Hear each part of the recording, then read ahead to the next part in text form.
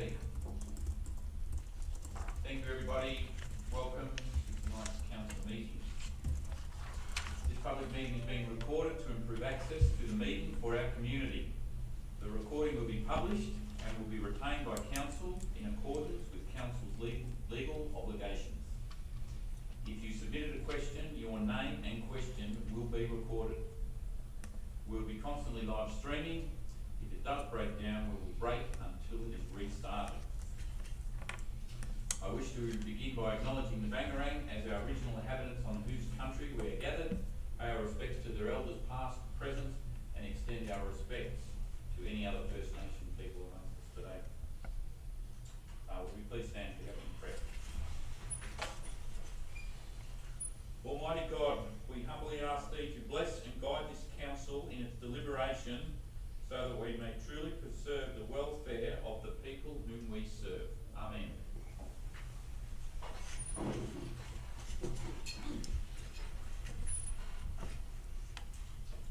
Thanks everybody for your attendance today. It's the first day back to school for a number of our school kids, and it's great to see. I personally have one back to school today.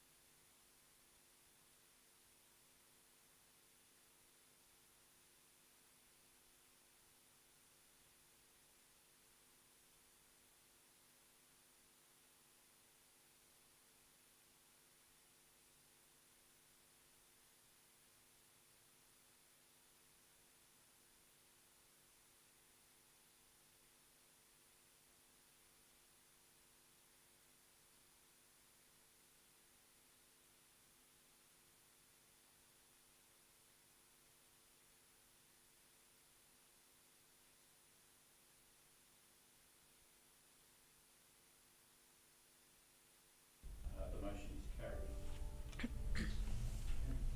We have no conflicts of interest in any of the matters in front of us here tonight, and no reception of petitions. We have no hearings or deputations, and we'll go into presentation of reports, and we'll start off with council reports, and I'll start with Councillor Dave Fuller, a report on Sorry Day. Thanks, Dave.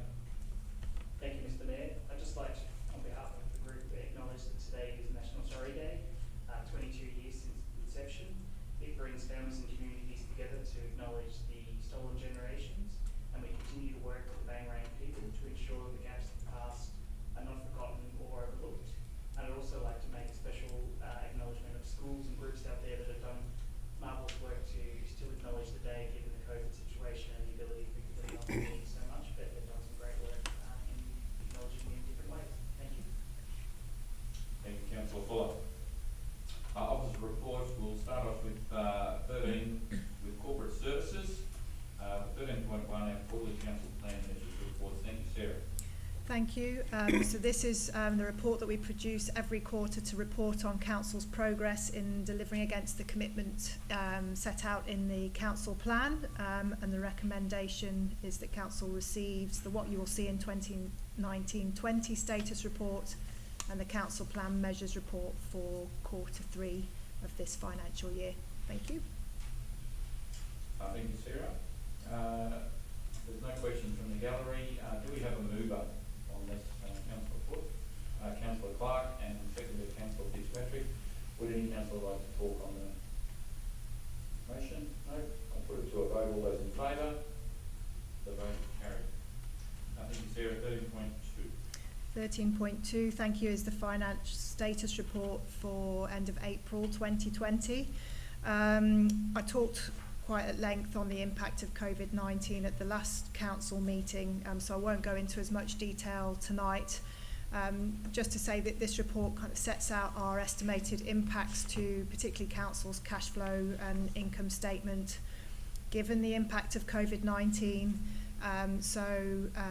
Deferrals or loss of income, any additional expenses that have been occurred in order to make changes that we've needed to make to address COVID-19, and an allocation for some additional project funding for the launch of the Wangaratta Indoor Sports and Aquatics Centre. That's separate to COVID-19, but included in this finance status report. And lastly, addressing the 2.8 million of capital works projects that Council has identified where there are savings or where that cash outlay is able to be deferred in order to be able to cover the impact of COVID-19 on Council's cash flows. So I won't read it all through in detail, but the recommendation is there on the screen. Thank you. Thank you, Sarah. I see there's no further questions on that. Can I have a mover on that? Councillor Fuller and Councillor Clark. Councillor Clark is the seconder. Would any council like to talk on this motion? Seconder? No? I'd just like to talk. I'd like to appreciate the fact that we have in there in one of the recommendations that it says that the 2.166 million be deferred to 2020-21 and later years, depending on how we fare with the COVID-19 subject in preparation. Hopefully we don't get to that stage, but at least we're preparing all the worst possible case scenario there. So thanks to the team for working on that. So I'll put the motion now. If there's no other people, Councillor Benton. Oh, sorry. We'll put the motion to a vote. All those in favour? The motion is carried. Thanks, Sarah. Please. Thank you. 13.3 is regarding Council's main insurance tender. This is actually a procedural matter to enable us or enable the CEO to proceed with approval of the payment of the premium for years 2 and 3 of the contract. So it's a slight amendment to the resolution from last year when the contract itself was awarded to ensure that we can pay the 2nd and 3rd years of premium. So the recommendation is that Council authorises the CEO to approve that premium to JLT for years 2 and 3 of the contract. Thank you. Thank you for that. There's no questions from the gallery. Can I have a mover, please? Councillor Fitzpatrick and Councillor Clark, seconder. Would any councillor like to talk on the motion? No? All those in favour? The motion is carried.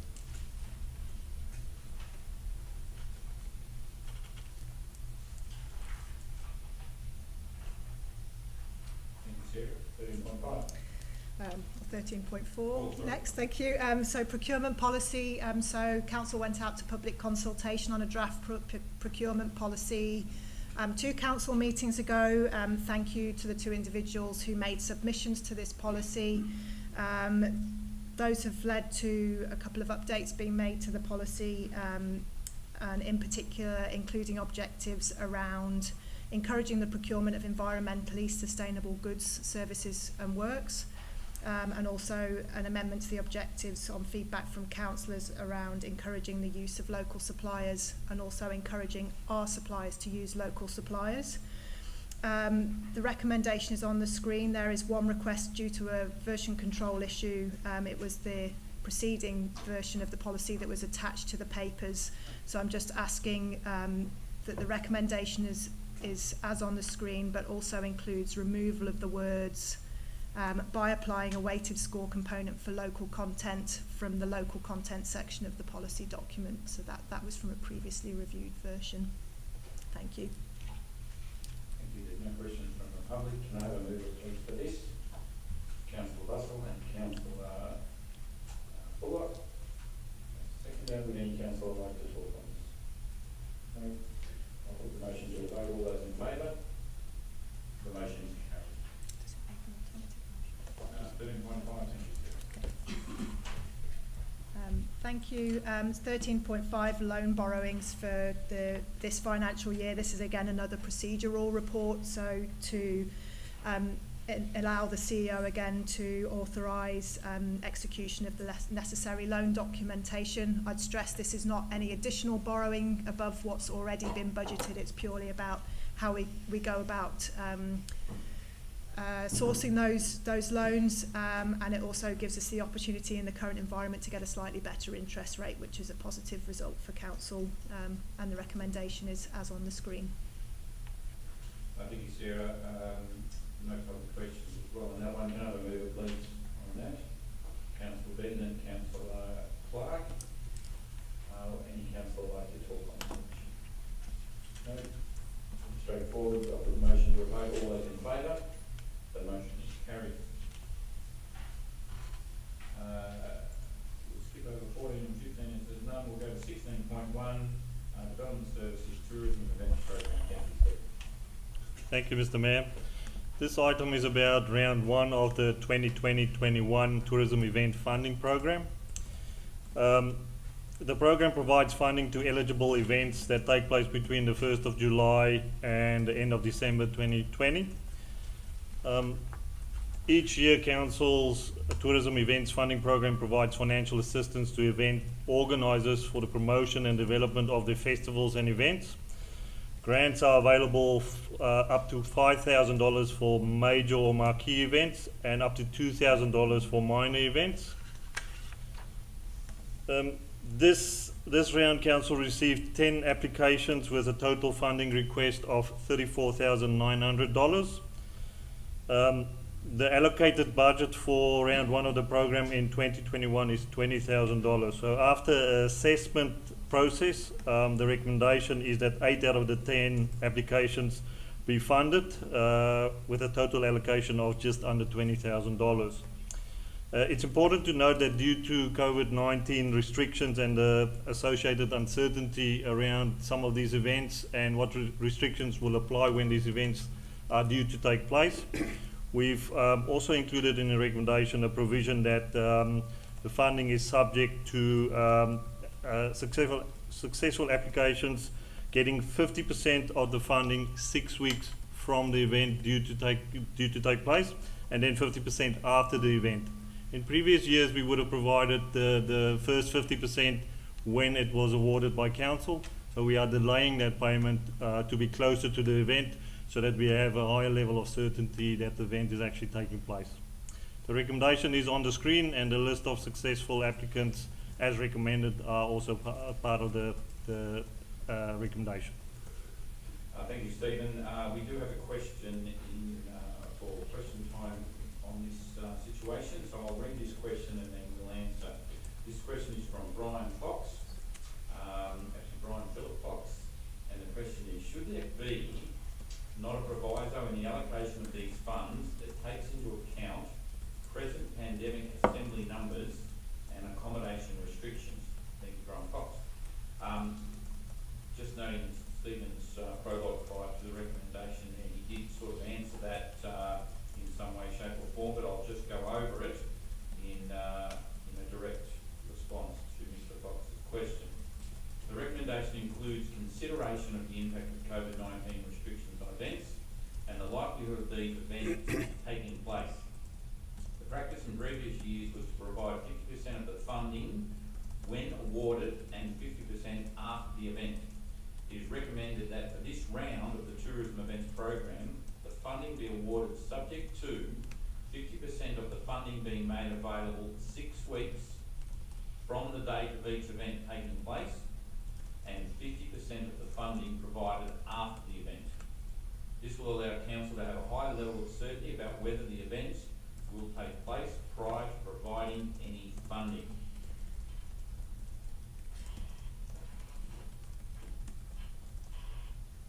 Funding being made available only 6 weeks from the date, so 6 weeks before the date takes place, not after the date. So that's fairly self-explanatory there, just to secure that we're not giving funding to an event, 50% of it, and then it doesn't take place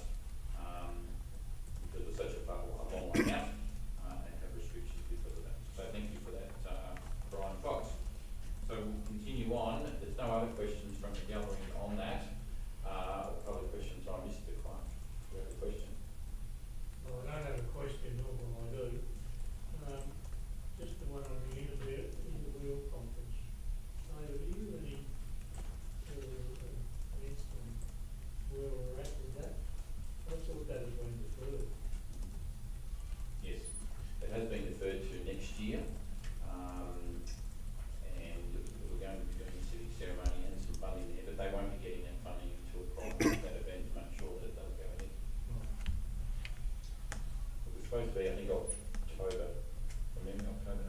Yeah. Yep. Thanks, Ken. Can I please have a mover for this recommendation? Councillor Bustle, and a seconder, Councillor Fitzpatrick. Would any other councillor like to talk on the recommendation? Councillor Bustle. Thank you, Mr. Mayor. I think this is a very, very exciting program for council to do this.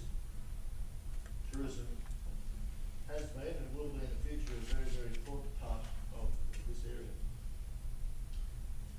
I have no problems with the changes that have been recommended this year. I think they're very valid. And I'd also like to thank the staff that worked tirelessly, and Stephen Swartz's team. They had to be commended for the amount of time they spent going over this. So thank you, Mr. Mayor. Thank you, Councillor Bustle. Any other councillors like to talk? No? I'll put the recommendation to the vote. All those in favour? The motion is carried. Thank you, Stephen. We'll continue on. There is no special committee reports or advisory committees. We'll move on to number 19.1, record of assemblies of council. We'll just reckon the draft, please. Thanks, Mayor. There is attached to this report a series of assemblies of councillors that occurred through April and May, and they are therefore noting the endorsement by council. Thank you, Ben. Are there any, there's no questions from the gallery or from the public. Can I have a mover, please? Councillor Fitzpatrick and Councillor Fuller as a seconder. Any councillor comment on those? No?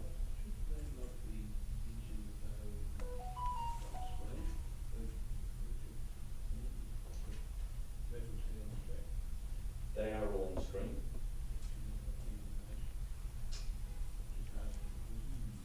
Sure, Brent.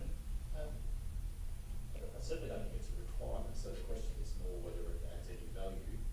The definition of assembly is around a gathering of a certain number of councillors of senior officers on a matter that's coming before council. It doesn't say anything in the legislation about whether that's at a face-to-face meeting or whether it's a virtual meeting, so would be just clarifying, I guess, rather than being a compliance requirement. Happy with that? Okay, all those in favour? The motion is carried. Thank you. There's no notice of motion and no urgent business. We do have public question time, and we have a couple of questions.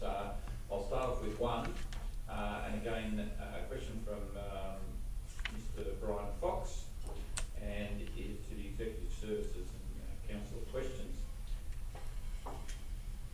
The question is, why is the new 40-kilometre speed limit restricted to only portion of the impression that the CBD went from the Ovens River to the traffic lights and the overpass,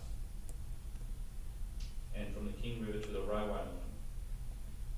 So the question is basically, why is it restricted to only a smaller area and hasn't expanded out, or is that part of the CBD? I'll throw across to Alan Clark, Director Clark, to give us a response. Thanks, Mayor. So we've received approval to do a two-stage implementation of a 40-kilometre-hour zone. When both stages are complete, we'll have a 40-kilometre-hour zone bordered by the railway line, Cusack Street, Templeton Street, Faithful Street, Chisholm Street, Eli and Ford Streets. We initially received approval to do that in two stages. First stage is Ovens Street and everything to the southeast of Ovens Street, so that's Reed Street, Murphy Street, Chisholm Street, Faithful Street, Eli Street. The second phase we were given approval to implement once we'd put in more traffic calming devices, which we're doing as part of a railway precinct. So they weren't prepared to give us both stages initially. They wanted traffic slowed down, which of course we're doing. They've now told us that we can have a staggered implementation of that. So as we complete those streets, we can implement the 40-kilometre-hour zone. So by early next year, we'll have the 40-kilometre-hour zone right across that area which I spoke about, which was Railway Street, Cusack, Templeton, etc. on that side, which includes Mackey Street and Baker Street, and it includes Mackey Street all the way through to Ovens Street, the southern end of Mackey Street. We would actually like it to extend slightly further in Riley Street, and we intend to seek further approval for that once we've got this implemented. It is a tricky procedure. Most will know that we have to go to Vic Roads for any speed zones, and I don't think it's changed, but the Minister had called in all speed zones to the Minister's office. So it's a long and drawn out process, so we don't want to interrupt that now until we get these 2 stages done. Then we'll be seeking a variation to it. So I hope that answers the question. Thank you, Alan. Are there any other questions from the gallery or from the floor of council here? Councillor Buffel. Thank you, Mr. Mayor. It will be very exciting for tourists and visitors to return to Wangaratta as a great southern land. Keep going. To eat and drink the world-class produce in the fresh mountain air, looking at our mountains with such friendly local people. My question is, so how are we helping our businesses now? Question 1. And question 2 is, how is the rural city of Wangaratta preparing for the tourist return in droves? It's a great question, Harry, and we do need to look strategically at this to make sure that we are ready for the mass people coming out of the city to come to our country area, whether for a day or for X amount of nights. And we look forward to our hotels and motels opening back up and to be able to give that great service.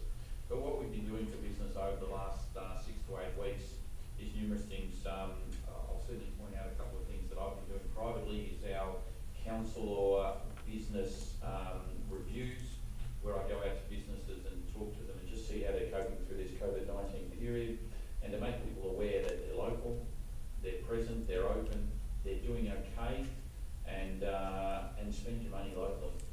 Don't buy it online. If you can go and buy it in person, or if buying it online, use the Wangaratta businesses online. So a big promotion around that. We also had a promotion, and I feel for our restaurants and cafes that have been closed, and a lot of them have done great jobs with their takeaways. We had our the Mayor's Menu page there on our Facebook site, and what a great idea put forward by our marketing department there, and through Jamie's department with Kelly. And it was a great marketing situation for Wangaratta. We got so many hits and likes, etc. So again, another great process to help these businesses that are struggling because they can't open their restaurants. I'll go through a number of other points that the rural city of Wangaratta is doing in relation to marketing, tourism, North East, etc. So the rural city of Wangaratta will be launching a digital campaign of social and potentially search to run from early June to the end of July to promote June and July overnight and day trips and school holiday visitations. We're launching our brand campaign, the rural city of possibilities. Currently, trying to get into the marketplace in August to drive the September holidays and spring visitations with further Christmas, onto Christmas. These will appear across social and print media. Our Pace PR company is setting up stories for businesses opening, example Sandbars Hills, newly established container-style accommodation in the King Valley, and we're finalising tracks and trails brochure through Stephen's department to promote the great opportunities to get into our region and to put onto our website and our social media. We've also got the social media campaign that I talked about on the radio this morning, which was the Together Wangaratta Can. So putting people's stories on about how their businesses are operating, the different things that they're doing to make it through these COVID periods. This is helping business, but I know what you're trying to ask, what are we doing to be able to handle the business coming forward, making sure that we're getting out there, because every other town will be trying to do the same thing, try and get people to our area, get them to come and spend their money in our great countryside here. So tourism North East, that they've also got their feast and cycle high country, have remained in the market with the out-of-home advertising and the social media that way. We've got a paid social media campaign to ramp up promoting roads and trips and hero experiences. We've also got our feast and ride, and of course we've got the snow, which looks like it's going to be a goer this year, which is great. We've also got our high country at home, which is online stores to shop or buy vouchers for local tourism experiences or product. And from the bushfire recovery time as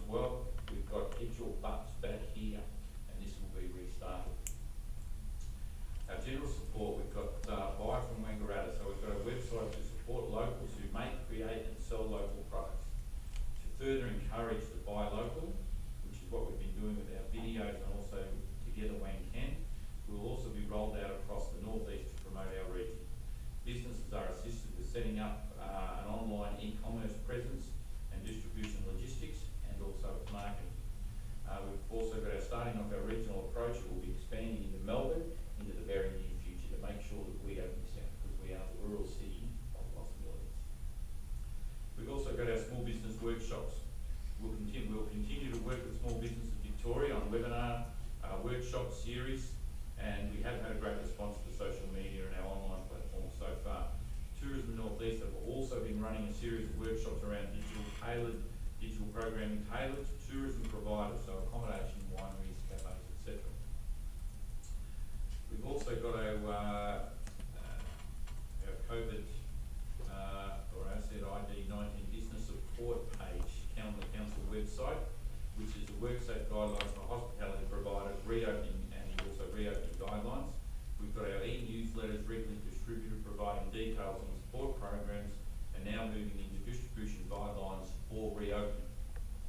We've also been started reaching out to hospitality and accommodation to offer assistance and verify their opening procedures. Our visitor information centre is still open, either online or by telephone conversation, but we hope to have the doors actually open by the Queen's birthday long weekend, and we look forward to that. I will state this at council here, we are still advocating constantly through our departments for tourism grants, and our economic development team, tourism team are always happy to assist anybody with any questions, and also all of us councillors are as well. So we look forward to business getting back to a little bit of normality, and we really want our tourism trade to get firing along. We've got probably the best countryside in all of Victoria. I was over the weekend with a friend of mine from Melbourne who drove up to with us to Paradise Falls to walk it, and couldn't believe this was in our backyard. So we look forward to tourism coming back. We look forward to the Melbourne people coming out and spending their time in the northeast of Victoria. We're 2.5 hours from Melbourne. The train's running, so we look forward to our cycling and all the bits and pieces associated with tourism in Wangaratta, and we will be here to support everyone. Thank you. Are there any other further questions in relation to anything else? Very big anything else you wanted to talk about? Great. Thank you. Sarah, would you like to ask a question? Thank you, Mayor Rees. I was just wondering if I could plug two other things off the back of Councillor Bussell's question. So on Council's website, if businesses want to have a look at the emergency section, under COVID-19, there's details of Council's community support measures that are available there specific to COVID-19, and particularly assistance regarding payment of rates and also commercial waste collection. And I also just wanted to mention the bushfire rate relief that's been in place for businesses that were impacted by the bushfires earlier in the year. We've paid out, I think, over $400,000 in rates assistance to businesses in that bushfire affected area. Anyone who hasn't been included and thinks they should be, the deadline to apply for that is the 31st of May. So again, if they have a look at that emergency section on Council's website and go to the bushfire section, they'll find the details there of how to get in touch with us for that. Thank you. Thank you, Sarah. Councillor Dave Fuller. And the flip side of that conversation around keeping our visitors